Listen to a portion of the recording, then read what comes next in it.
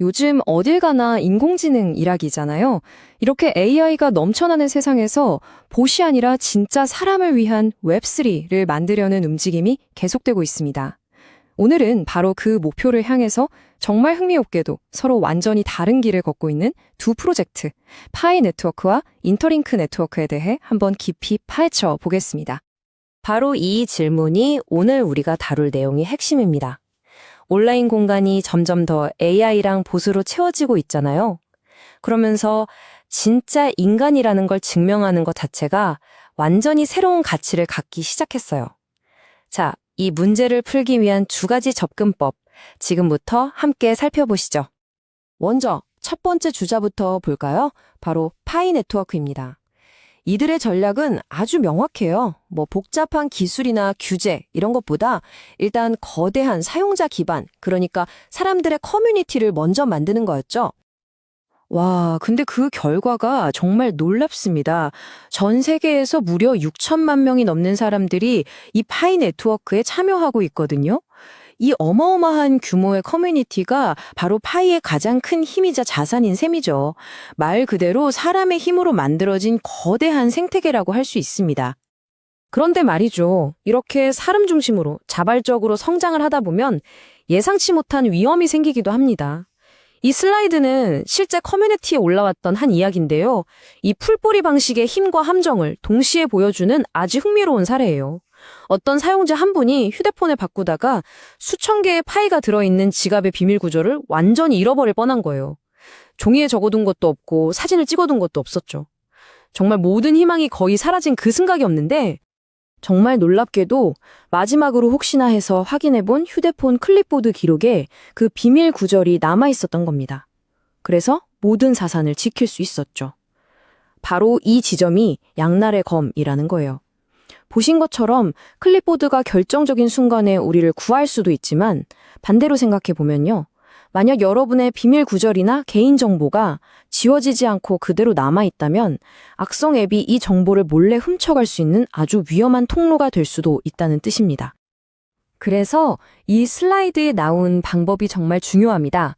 지금 바로 여러분 스마트폰에서 문자 메시지 앱 한번 열어보세요.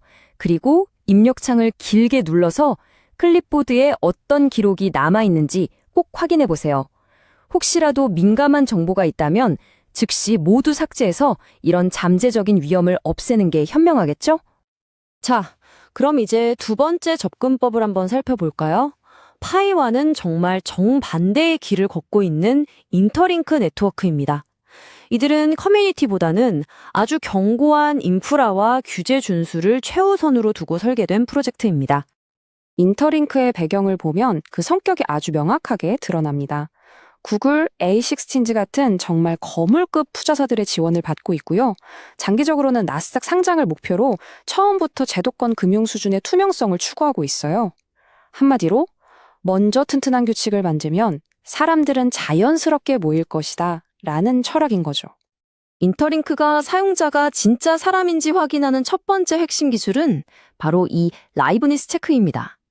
가입할 때 고개를 왼쪽으로 돌려보세요, 눈을 깜깜여 보세요 같은 아주 간단한 동작을 요구하거든요. 이게 별거 아닌 것 같아도 사진이나 딥페이크 영상으로는 절대 통과할 수 없는, 오직 진짜 사람만이 할 수 있는 테스트인 셈이죠.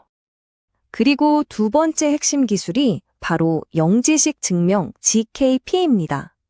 이게 뭐냐면 라이브니스 체크로 당신은 진짜 사람입니다 라는 사실을 확인했잖아요.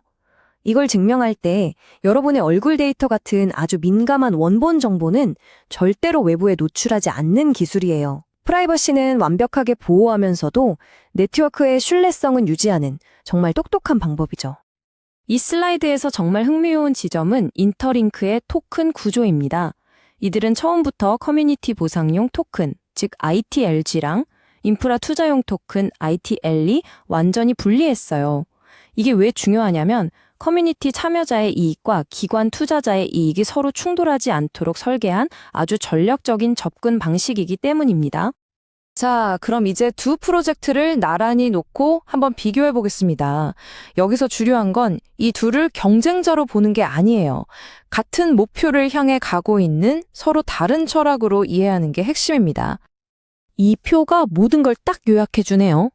파이는 사람 우선 철학으로 시작해서 거대한 커뮤니티라는 막강한 힘을 얻었고요.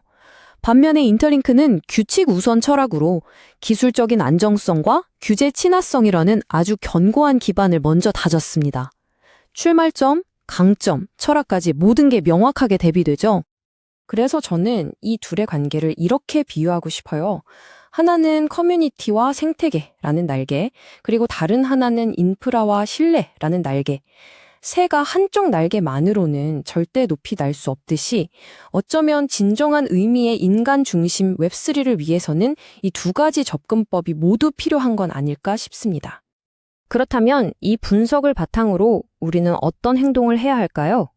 이제부터는 좀 더 현실적인 전략에 대해서 이야기해 보겠습니다. 핵심은 뭘까요?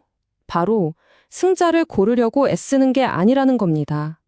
어느 한쪽에 올인하는 게 아니라 두 프로젝트의 장단점을 모두 이해하고 정보에 기반해서 현명하게 참여하는 것.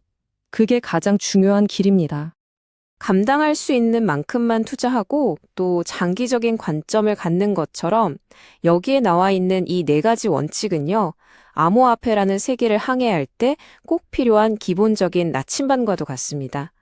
특히 이렇게 변동성이 큰 초기 프로젝트에 참여할 때는 반드시 이 원칙들을 마음속에 새겨두셔야 합니다.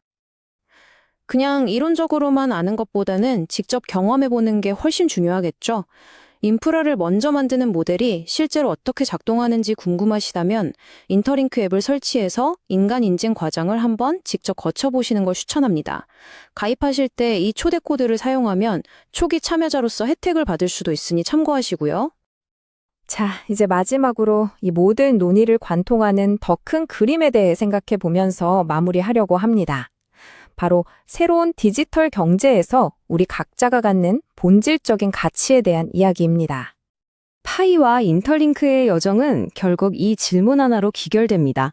AI가 컨텐츠는 물론이고 데이터, 심지어 상호작용까지 만들어내는 세상에서 위조할 수 없는 진짜 인간이라는 증명, 이것이야말로 미래 디지털 경제의 가장 중요한 자산이 될지도 모릅니다.